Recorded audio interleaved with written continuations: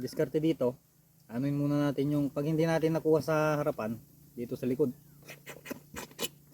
Tapos babalikan natin yung harapan. Yun. Napakalaman.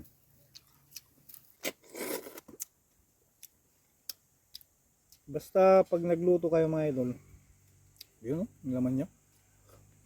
Medyo habaan nyo lang yung pagkaputol nung puwitan niya.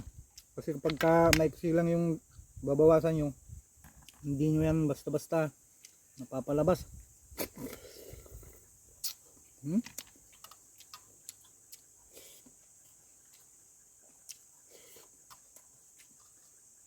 Sarap.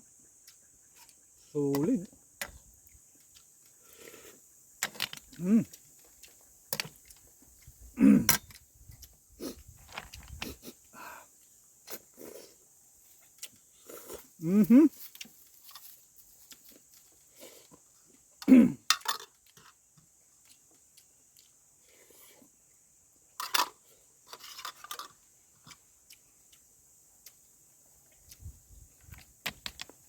Bibigat oh.